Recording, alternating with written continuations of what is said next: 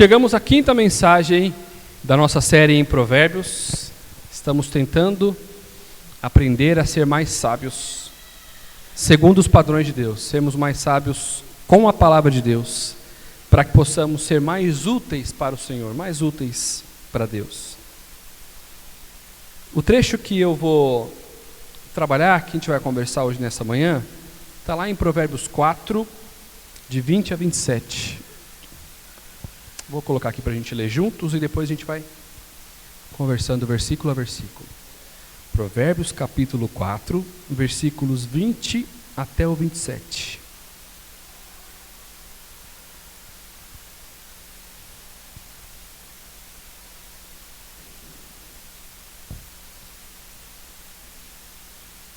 Provérbios capítulo 4, versículos 20 a 27. Diz o seguinte: Meu filho, escute o que lhe digo.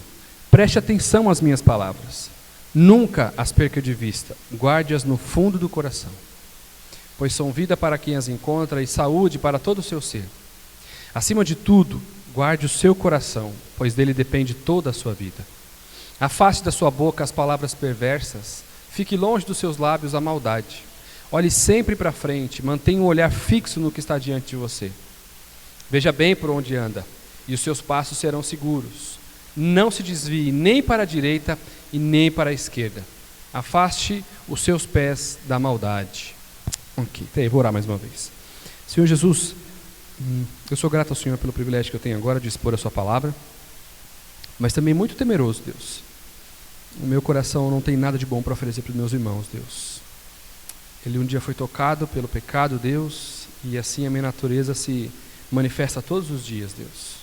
Se não fosse a tua graça, Deus, nada poderia ser dito aqui, Deus, nada poderia ser ensinado. Se não fosse a tua palavra, Deus, nada de proveitoso, de transformador, Senhor, de poderoso haveria em nossa vida.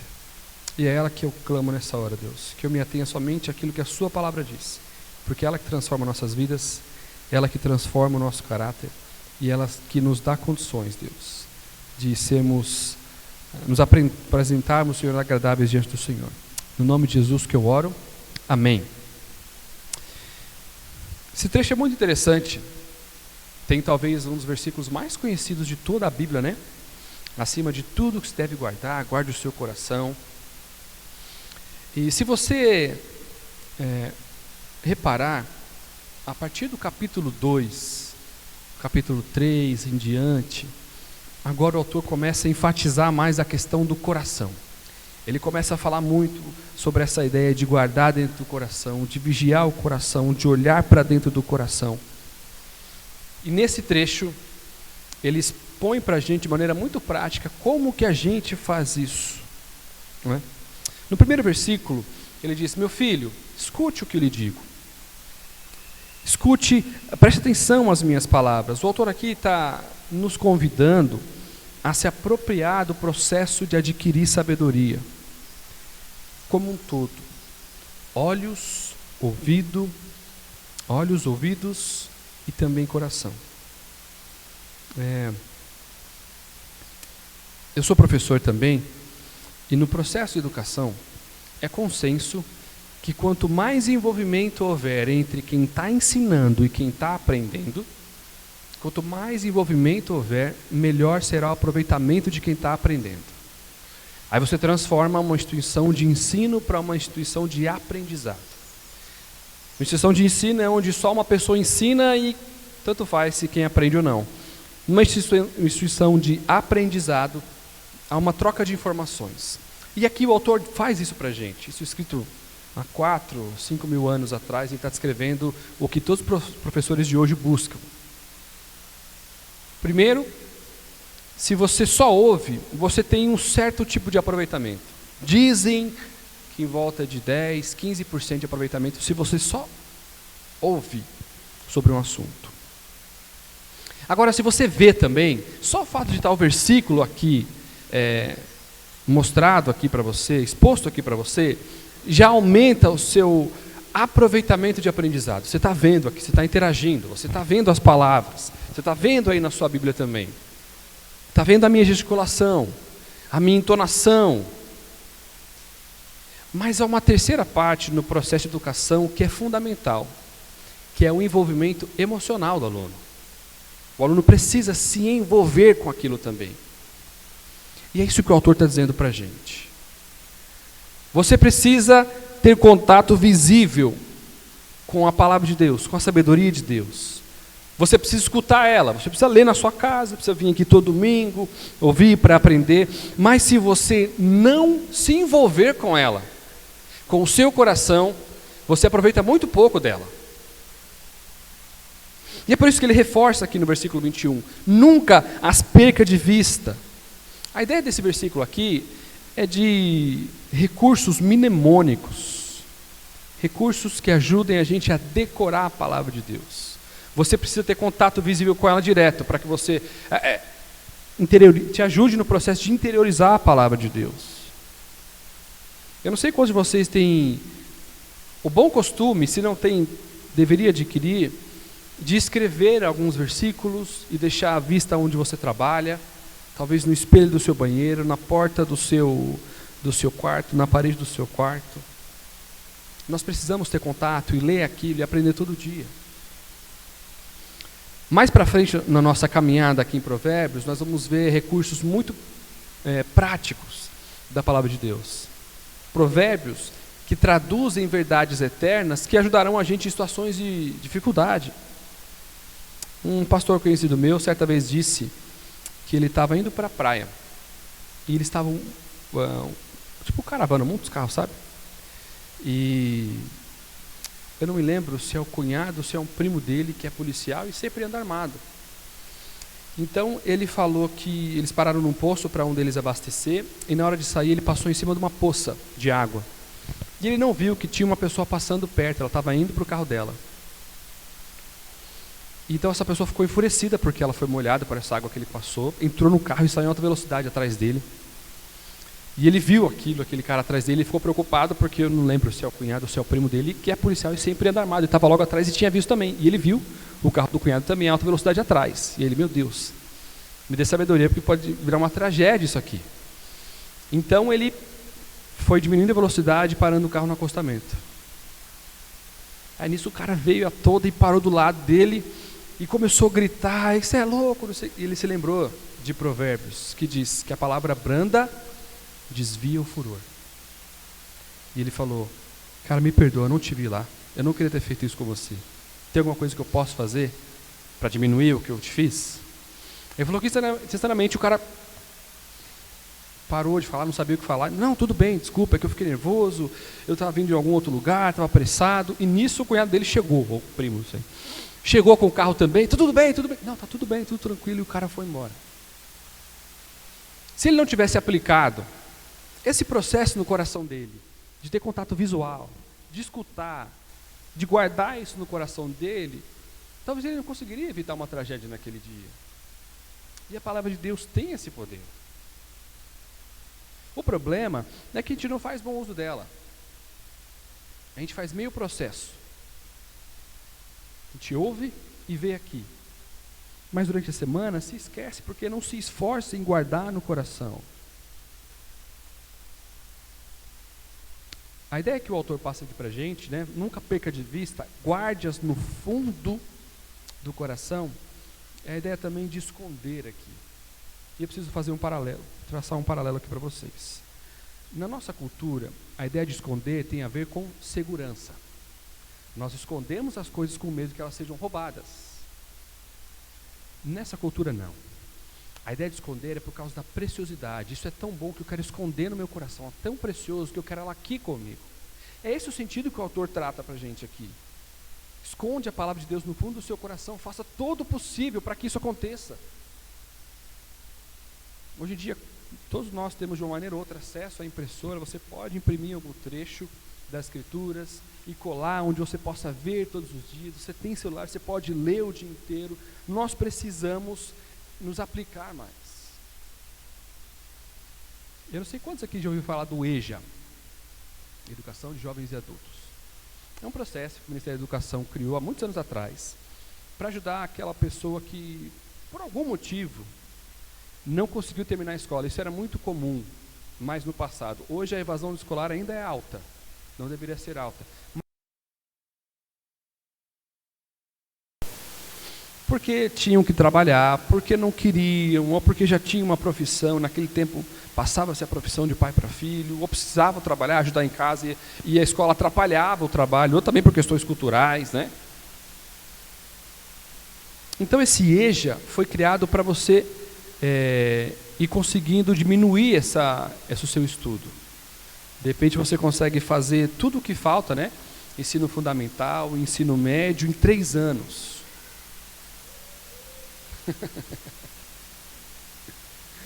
Tudo bem, Alicia?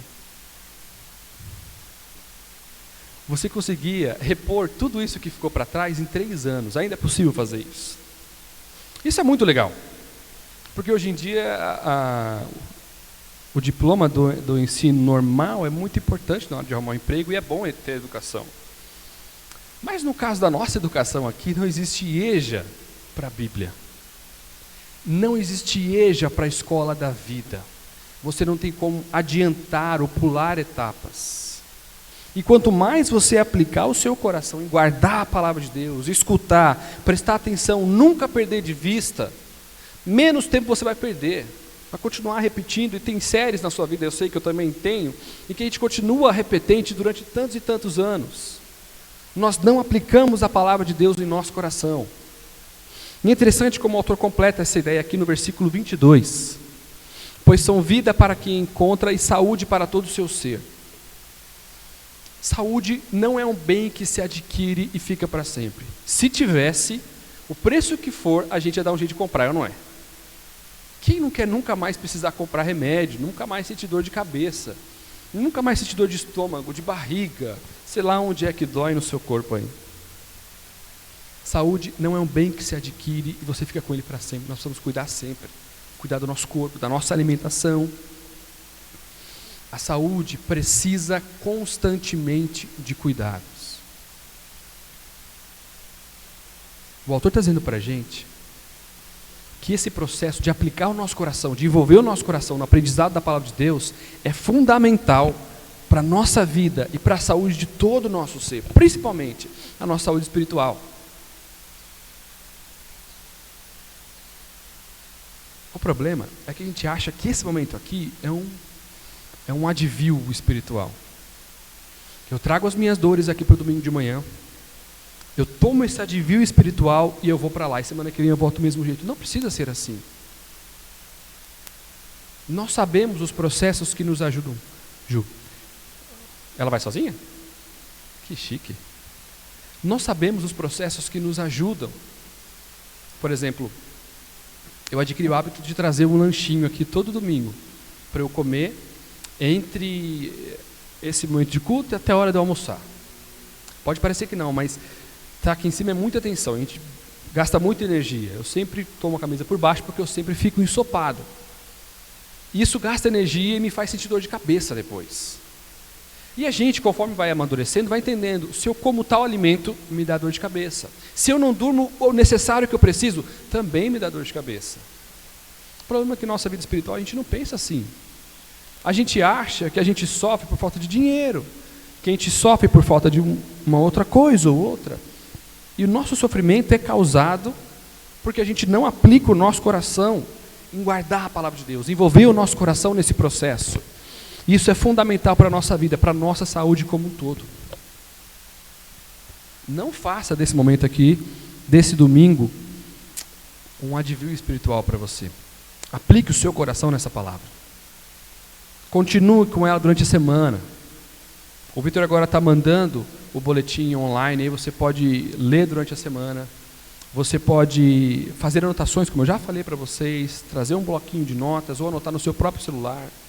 Ou comprar aquela Bíblia que eu falei também, que tem espaço para anotar do lado, para que você possa, quando você ler durante a semana, se lembrar daquilo que você anotou e te ajudar nesse processo de guardar do seu coração.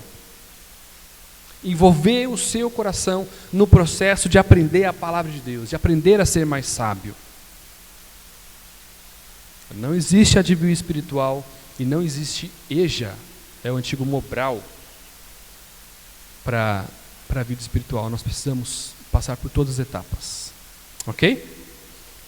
Seguindo em frente, versículo 23, o autor diz: acima de tudo, guarde o seu coração, pois dele depende toda a sua vida. A versão revista e atualizada, João Ferreira de Almeida, revista atualizada, diz: pois dele procedem todas as fontes da vida. Talvez seja uma tradução até melhor. Guardar o coração é um recurso fundamental para a boa saúde mental.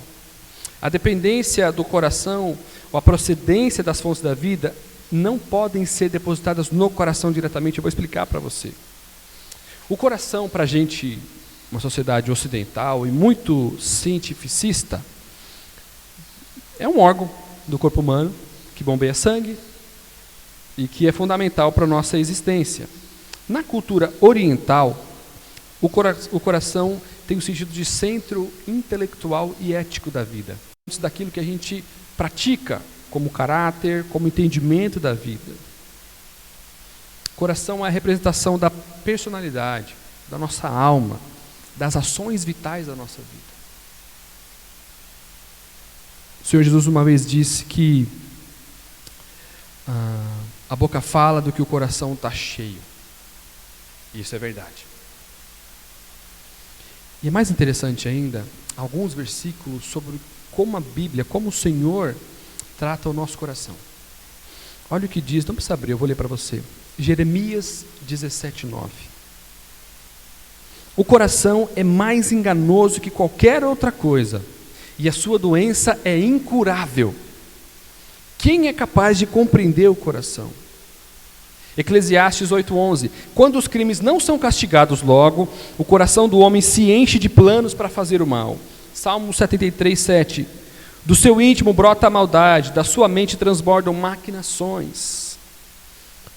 O livro de Tiago, que seria o paralelo de Provérbios do Novo Testamento, diz o seguinte, no capítulo 3, versículos 13, 14 e 15. Quem é sábio e tem entendimento entre vocês? Que o demonstre por seu bom procedimento, mediante obras praticadas com humildade que provém da sabedoria. 14. Contudo, se vocês abrigam no coração inveja amarga, ambição egoísta, não se gloriem disso, nem neguem a verdade. Esse tipo de sabedoria não vem dos céus, mas é terrena, não é espiritual, mas é demoníaca. E ele continua no capítulo 4, logo em seguida, versículo 1. De onde vêm as guerras e contendas que há entre vocês? E nós diríamos, é da pessoa que não concorda comigo, é desse presidente ou do presidente anterior, é disso, daquilo. E Tiago responde, não, vem das paixões que guerreiam dentro de vocês. Vocês cobiçam coisas e não as têm, matam, invejam, mas não conseguem obter o que desejam. Vocês vivem a lutar e fazer guerras, não têm porque não pedem, quando pedem, não recebem porque pedem por motivos errados, para gastarem seus prazeres. Olha o retrato que as Escrituras trazem do meio do seu coração.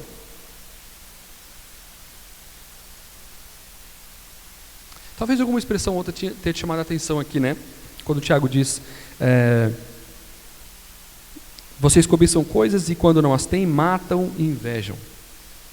E prontamente nós dizemos, eu nunca matei ninguém, eu nunca briguei com ninguém. E o Senhor Jesus corrige o nosso padrão torto de olhar para o vizinho, eu já falei sobre isso. Ele diz que aquele que odiar o seu irmão no seu coração, já matou ele. Então, peraí, Wallace, se o nosso coração é ruim, como você está dizendo, e a Bíblia está dizendo para a gente, por que guardar o meu coração? Na verdade, as fontes da vida procedem de guardar o coração. Guardar o seu coração. Tiago também vai dizer que nós somos tentados, além da nossa própria concupiscência, do nosso desejo mal, por Satanás, pelo sistema de mundo que não cogita das coisas de Deus, que não pensa nas coisas de Deus. Nós temos naturalmente aqui dentro uma tendência a não fazer o que é certo. Temos o mundo à nossa volta nos incentivando a não fazer o que é certo. Temos o adversário das nossas almas nos incentivando a não fazer o que é certo. Precisamos aprender a levantar cercas sobre o nosso coração. Daqui para frente, o autor começa a ficar mais prático. E ele vai falar sobre isso. Muitos assuntos: dinheiro, casamento, tentação sexual, muitas outras áreas. São essas cercas que nós precisamos levantar sobre a nossa vida. Parte desse processo de guardar o coração, de preservar a nossa saúde espiritual. Evitar os ejas espirituais, advios espirituais. Trabalhar mesmo, se empenhar mesmo, para que a gente possa aprender, tirar nota 10 na escola da sabedoria de Deus. E é possível. Como que eu faço isso? Eu quero guardar o meu coração. Quem não quer? Principalmente porque se eu aprender a guardar o meu coração, eu posso ensinar outros a guardar o coração também. Primeiro, as pessoas que moram comigo dentro de casa. O autor começa a nos ajudar nesse processo.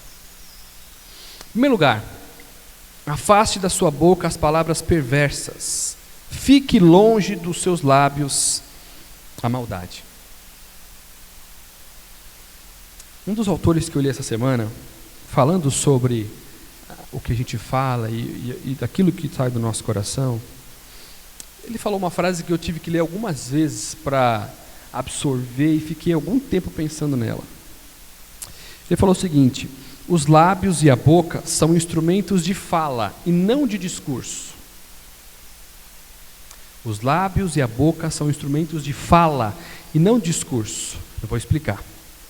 Sabe aquele provérbio que a gente costuma falar?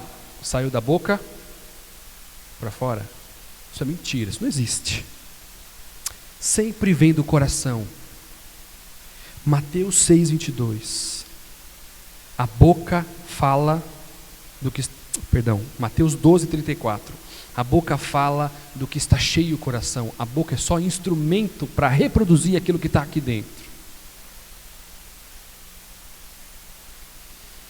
Afaste da sua boca as palavras perversas, fique longe dos seus lábios a maldade. Guarde o seu coração para que isso não aconteça. Isso pode já estar lá dentro. A gente sabe o que falar para irritar a pessoa que mora com a gente. Nós somos mestres nisso. Eu sei exatamente o que falar para deixar a Paula irritada, para ela perder o controle. Você sabe isso também dentro da sua casa. Guarde o seu coração disso. Isso não agrada a Deus. E o texto está dizendo para a gente que a boca é só instrumento de fala. O discurso já estava no seu coração. Você quis falar. Você colocou isso para fora. Não dê lugar para isso na sua vida. Levante cercas. Lembre-se que Provérbios também vai dizer, quando estiver no meio de uma discussão acalorada, e todos nós temos, que a palavra branda desvia o furor.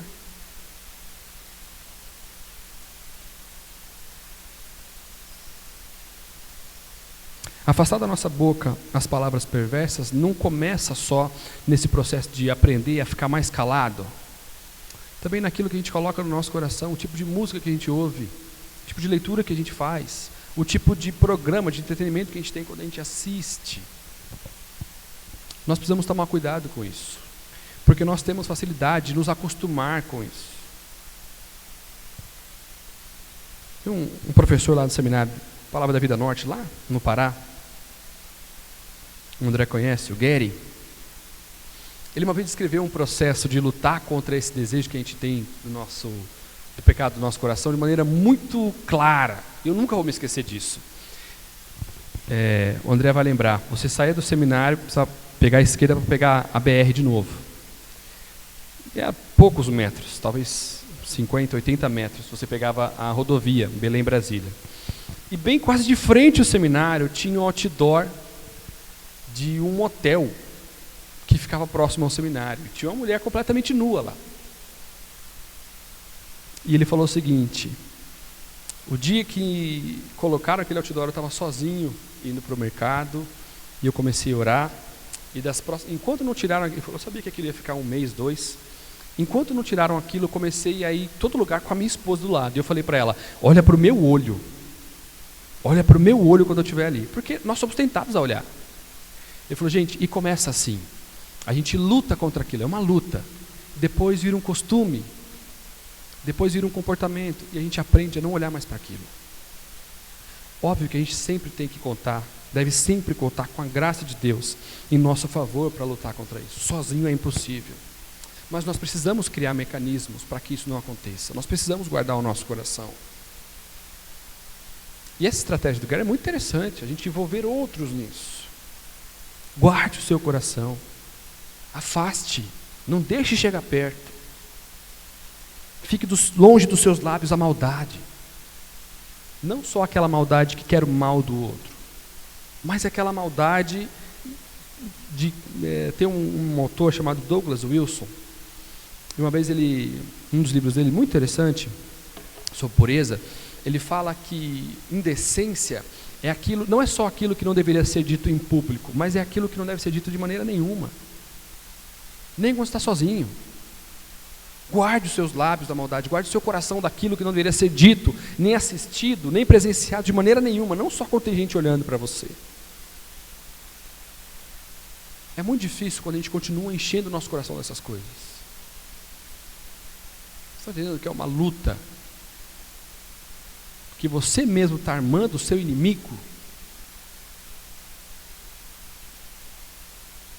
É como se na escola da vida você entendesse que precisa olhar, ouvir e envolver o coração, mas aí você vem para a aula com fone, com uma música que você gosta.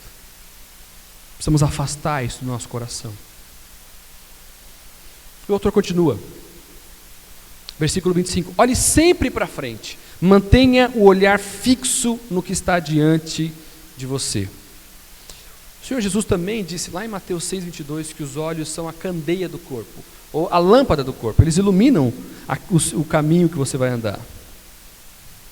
E às vezes a gente acha que o maior responsável pelos nossos sucessos, nossos resultados, são grandes lances. A gente adquiriu isso do futebol. Às vezes um campeonato é decidido num lance de um cara que é muito habilidoso. Mas, como não tem nenhum jogador de futebol aqui, a gente tem que lutar com a vida de maneira normal, né? O maior responsável pelos nossos resultados é a nossa disciplina, é a constância. Não é tirar 10 em toda a prova. Não é estudar muito só quando tem prova. É estudar um pouquinho todo dia. Eu lembro a primeira aula de faculdade que eu tive, lá em Campinas, o professor falou: sabe qual é o segredo do sucesso? É você pegar tudo que você aprendeu aqui e gastar só 10 minutos só na sua casa. Leia o que você anotou, o que você viu aqui, leia durante 10 minutos. Vai te ajudar a memorizar. Esse é o segredo do sucesso, do bom profissional. Responsável pelo nosso resultado é a disciplina. Aplicar o nosso coração todos os dias. Já falei muitas vezes aqui. Você não precisa orar 1h30 todo dia. Você não precisa ler 10 capítulos da Bíblia todo dia. É bom se você conseguir fazer isso, é muito bom. Mas se você se comprometer a ler um versículo por dia, orar 1 minuto por dia, você vai ver os resultados acontecendo. As nossas palavras são fruto do nosso coração. A expressão mantenha o olhar fixo no que está diante de você traz uma significação muito especial. No original, o que o autor quer dizer para a gente aqui, mantenha o olhar fixo, é aquele movimento que a gente faz para enxergar melhor alguma coisa. Por exemplo, tem os capacetes do Júlio ali atrás. Se eu venho para cá e me abaixo, eu não consigo mais vê-los. Mas eu preciso olhar para aquilo. Então eu preciso me levantar e não tirar os meus olhos dali. E conforme eu vou caminhando, o Fábio tampa. Eu preciso voltar para olhar para ele. É isso que ele está escrevendo para a gente. Mantenha o olhar fixo no que está diante de você. Muitas vezes nós precisamos desviar mesmo de objetos que estão tirando o nosso foco de onde a gente está olhando. Mantenha o olhar fixo. Mantenha o seu olhar fixo. Eu preciso ler pelo menos um versículo da Bíblia todo dia. Eu preciso orar pelo menos 1 minuto por dia. Você levanta, às vezes precisa levantar a cabeça para olhar melhor, levantar os pés, mexer o seu corpo, sair de onde você está, mas não tira os olhos de lá. Mantenha o olhar fixo. A cabeça e o pescoço vão te ajudando a manter o seu movimento em direção ao objeto. Interessante que essa palavra aqui, no original, também pode significar essas pálpebras. Sabe que a pálpebra também tem a função de proteger os nossos olhos? Ela umedece, protege. A primeira coisa que a gente faz quando vem um objeto muito próximo, a gente fecha os olhos muito rapidamente. A ideia de manter o olhar fixo também precisa disso. Guardar o nosso olhar. Guardar o nosso olhar. Se tem coisa que vai fazer mal para você se você olhar, não olha. Evita aquele caminho. Isso, inclusive, é uma das dicas que Provérbios dá para a gente. Evite aquele caminho. Ele vai falar muito claramente: não passa na rua da mulher adúltera. E ele completa essa ideia para a gente no versículo 26. Ele está dizendo para a gente que a gente precisa, para manter o olhar fixo no que é necessário para a nossa vida. Lembra que ele está concluindo um pensamento aqui. Está falando da nossa saúde espiritual, do nosso processo de aprender a palavra de Deus. Então, para manter o nosso foco, a gente precisa muitas vezes se mexer, manter o olhar fixo. Veja bem por onde você anda. Versículo 26, e os seus passos serão seguros. Os olhos são a candeia do corpo. Talvez para andar aqui, que é um chão liso, talvez você tome cuidado nessas dobras aqui. Mas vocês já repararam como criança anda? Não, pelo menos os meus são assim. Eles encontram objetos com a testa, com o dedinho, porque anda olhando para as nuvens. E às vezes a gente caminha a nossa vida como se fosse criança. A gente acha que o caminho da nossa vida é assim, plano, e não necessariamente. E assim como a disciplina, a constância ajuda a gente a chegar mais longe, a ter sucesso na caminhada da vida, segundo o padrão que Deus está colocando para a gente aqui de sabedoria, de andar com Deus. As pedras grandes são muito fáceis de serem desviadas. O problema são as pedras pequenas, que vão entrando no nosso sapato e quando a gente vê já causou um ferimento muito grande. Mas tem que parar para recuperar aquilo. Veja bem por onde você anda. E esse versículo, além de completar a ideia do versículo anterior, da gente precisar olhar bem para onde a gente está andando, no original a palavra... essa expressão, veja bem por onde você anda, também traz o sentido de nivelar o terreno. Nivelar o terreno. Onde você vai andar para um lugar que tem muita pedra, que é muito irregular.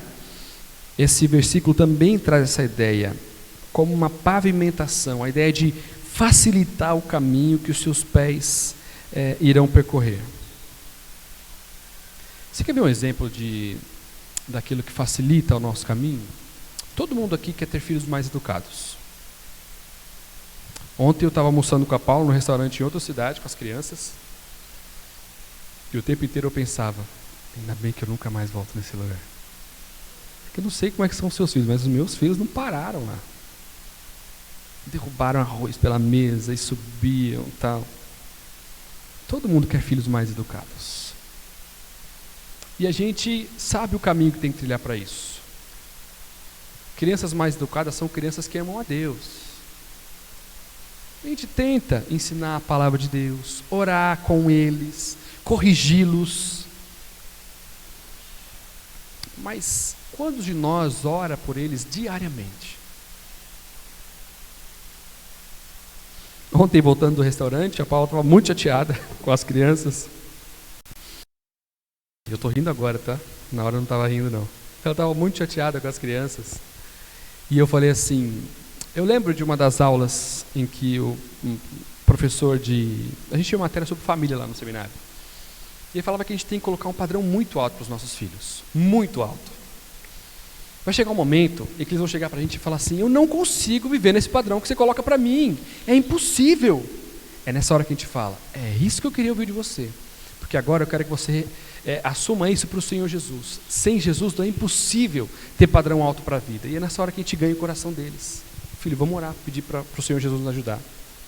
Eu falei para ela, às vezes a gente luta tanto com as nossas forças, que Deus faz com que a gente também passe por esse processo.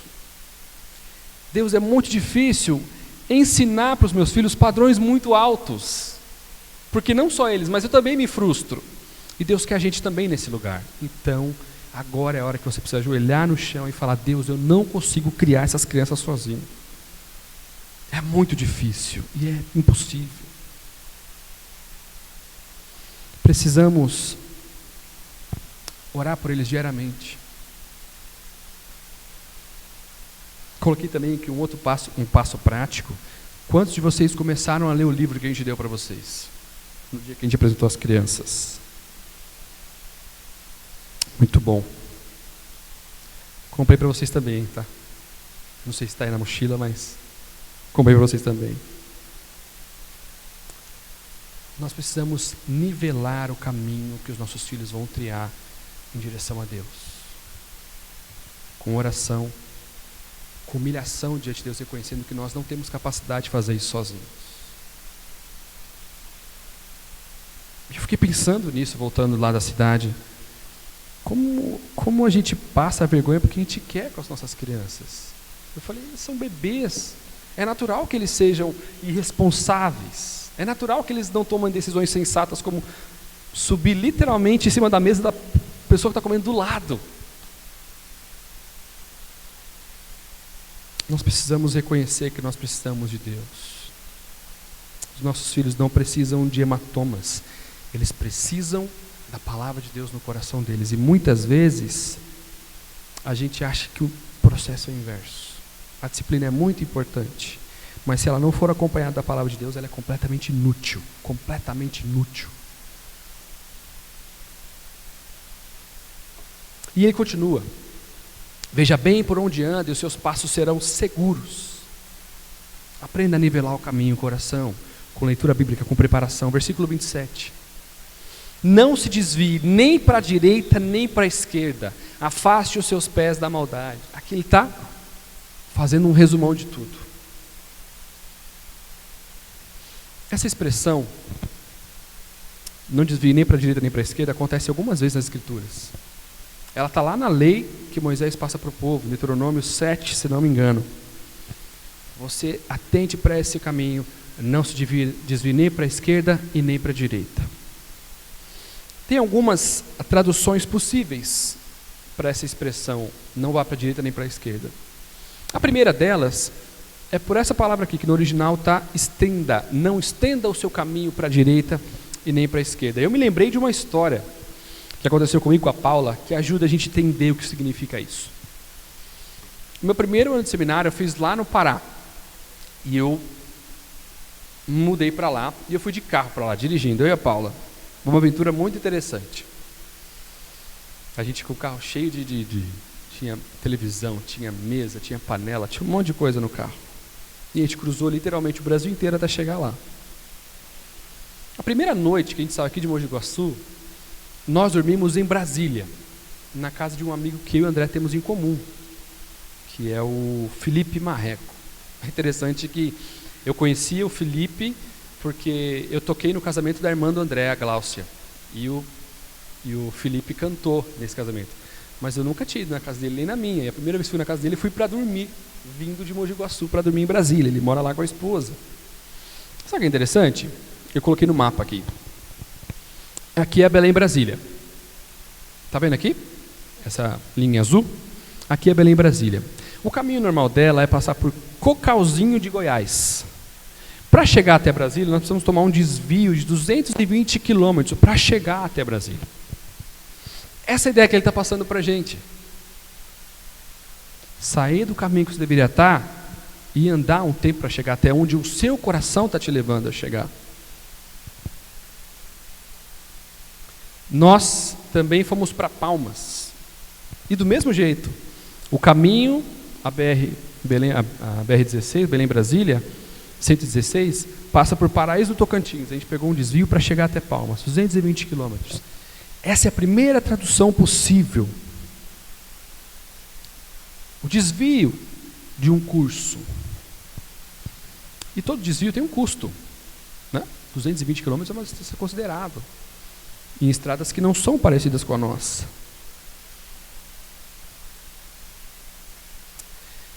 O mesmo acontece com os nossos filhos. O caminho plano para eles percorrerem a vida é o relacionamento deles com Jesus. O que os nossos filhos precisam é de um relacionamento crescente com Jesus, ser mais parecidos com Jesus. E muitas vezes o que fica no caminho somos nós. Sabe por quê? Porque a gente se recusa a muitas vezes dar o que eles estão precisando, não o que eles querem. E sabe o que mais atrapalha a criação do seu filho na sua vida? O seu relacionamento com Deus. E muitas vezes você abre mão dele por causa do seu filho.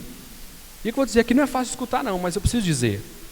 A felicidade do seu filho não pode custar o seu relacionamento com Deus. E nem pode causar a sua negligência como pai ou como mãe. Se você negligencia as ordens de Deus com seu filho, porque o seu filho faz birra, ele vai crescer e aprender que com uma birra ele consegue o que ele quer ou o que ela quer. E quantos nós conseguimos alguma coisa com birra no nosso trabalho? No banco? Ou pior ainda, eles vão crescer achando que eles são o centro do universo. E vocês sabem que a vida é complicada. Nós somos só mais um lá fora. E muitas vezes nós criamos eles como se eles fossem exatamente o centro do universo. Não podem passar por frustração, não podem passar por tristeza, não podem ser contrariados, não pode ouvir não. Nós temos impedido o relacionamento crescente do nosso filho com Deus, porque nós temos medo de uma criança. A gente tem medo de dizer não para o nosso filho. O mesmo se aplica para o nosso casamento.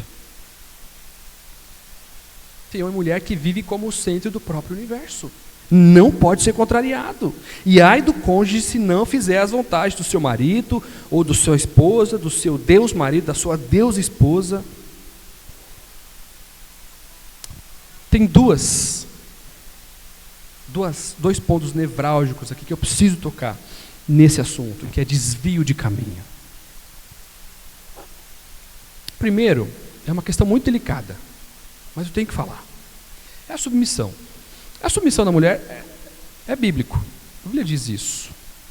O problema é que a gente confunde isso. É estar debaixo da mesma missão. Não é ser capacho de, não é ser dono de. E se a submissão não é bíblica, ela é demoníaca. Você tem que fazer o que eu estou mandando porque eu sou o homem da casa. Isso não faz sentido nenhum. E muitas vezes a gente age como déspotas dentro de casa, não respeitando o ser ontologicamente igual a gente. Homens e mulheres são alcançados pela graça de Deus do mesmo jeito, merecem o mesmo amor, o mesmo carinho, o mesmo tudo. A diferença é somente de funções. E mulher, eu preciso falar para você, a submissão é um presente para você, porque a Bíblia diz que lá diante de Deus, quem vai prestar conta sobre ela é o homem. Se ele fez bom ou mau uso dela. Se ele fez bom ou mau uso dela, quem vai prestar conta é ele. Do outro lado também tem. Se de um lado nós homens fazemos o mau uso da nossa posição como uma submissão demoníaca, as mulheres também fazem mau uso da sua função com o controle sexual ou temperamental. Se não fizer o que ela quer, não tem nada. Ou ela transforma aquela casa num inferno. Você está brincando com fogo. Homens e mulheres, nós estamos brincando com fogo. Nós não fomos criados para sermos deuses do nosso lar. Ninguém suporta o peso de ser Deus de ninguém.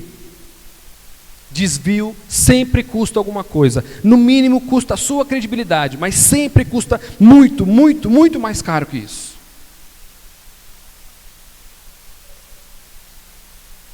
Não desvie nem para a direita nem para a esquerda. Ande o caminho que for necessário.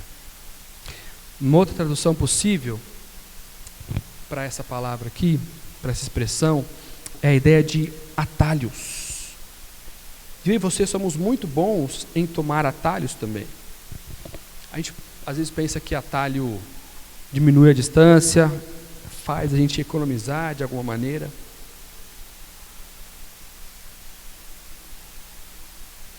Tudo isso que eu falei aqui é muito difícil de seguir, eu sei disso. Eu também sou casado, eu também tenho filhos, eu também sou pecador, muito mais do que vocês. Só tem um jeito da gente conseguir viver nesse padrão tão alto. Como eu consigo mudança de comportamento se não for através de grito, se não for através de negação, se não for através de uma autoridade exagerada? Olha o que a palavra de Deus diz em Ezequiel 36, 26. Darei a vocês um coração novo e porei um espírito novo em vocês.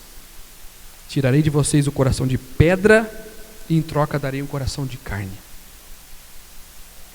Nós precisamos de um coração que só o Senhor Jesus pode nos dar.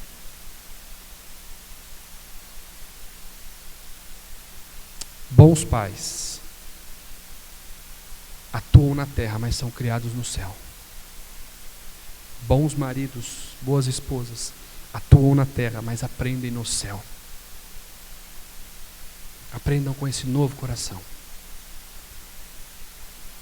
que só o Senhor Jesus tem para nos dar.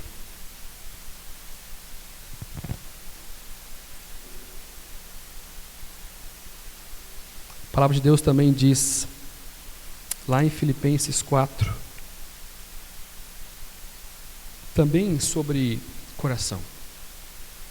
Falei semana passada, eu escrevi essa semana sobre a alegria, os inimigos da alegria. Eu falei o primeiro deles, que é a ansiedade. E nós sofremos muito por antecipação, principalmente com filhos, principalmente no casamento. Porque a gente convive muito tempo e sabe mais ou menos como a pessoa pensa. E consegue ver por antecipação a pessoa errando, pecando. E olha que a palavra de Deus diz para a gente lá em Filipenses 4, 6 e 7. Não andem ansiosos por coisa alguma, mas em tudo, pela oração e pelas súplicas, e com ação de graças, apresentem os seus pedidos a Deus. E a paz que excede todo o entendimento guardará o coração e a mente de vocês em Cristo Jesus. Como assim é possível eu conseguir um casamento melhor sem forçar a barra para conseguir o que eu quero? Apresentem súplicas, pedidos de oração, sejam gratos a Deus pelo esposo, pela esposa que Deus te deu. E a paz que excede todo entendimento vai guardar o coração e a mente de vocês. Vai parecer impossível alguma coisa acontecer, mas mais impossível é esperar num coração mudança que não vem do Senhor Jesus. Já vi pessoas passarem por experiências terríveis e não serem transformadas em nada. O que muda o coração é o Senhor Jesus. Não duvide disso. O melhor professor que você pode ter na escola da vida é o Senhor Jesus. Gaste tempo com Ele, com a palavra dEle, orando. Venha aqui sim, todo domingo, mas viva durante a semana como se estivesse aqui. Leia a palavra, peça ajuda. Peça ajuda. Conviva com outras pessoas. Abra a sua casa para que as pessoas vejam o que está acontecendo lá dentro. Chame pessoas lá dentro para pedir ajuda também. Disponha a sua família como ajuda para outros também. Todos nós precisamos uns dos outros aqui, pessoal. E Provérbios também vai dizer para a gente lá na frente que o nosso relacionamento, muitas vezes, a imagem que ele descreve é ferro afiando ferro, saindo faíscas, um ferro consumindo o outro. Mas isso é importante. Precisa acontecer entre nós e Deus. Precisamos ser esmagados muitas vezes pela palavra. Eu sei que é duro ouvir o que a gente está ouvindo aqui hoje. Eu falei para vocês já algumas vezes que antes de eu falar para vocês, tem uma semana inteira de eu sendo esmagado por isso aqui. Quantas vezes eu tenho que parar e ir para a cozinha pedir perdão para minha esposa? Quantas vezes? Para os meus filhos. Mas nós precisamos. Nós precisamos ter uma rotina de leitura bíblica, ter uma rotina de oração, ter um relacionamento saudável. Invista na sua saúde espiritual. Baixa a cabeça, eu quero orar com você. Enquanto isso, Silão vai vir aqui, ele vai cantar mais uma vez para a gente. Essa música que Silas cantou no começo do culto também é um recurso muito especial para nós. Confessar os nossos pecados. Abrir o nosso coração para Deus, na confiança de que Ele é fiel e justo para perdoar o nosso pecado e nos purificar de toda injustiça. Esse evitar palavras perversas e guardar o nosso coração a perversidade também ocorre quando nós confessamos nossos pecados diante de Deus. Vamos cantar e depois eu oro. Pode ficar sentado mesmo, faça dessa música uma oração.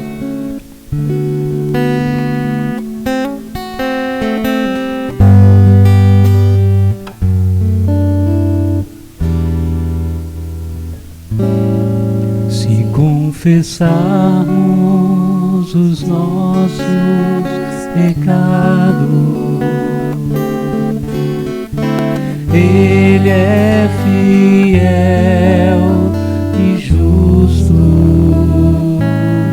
para nos perdoar os pecados e nos purificar de toda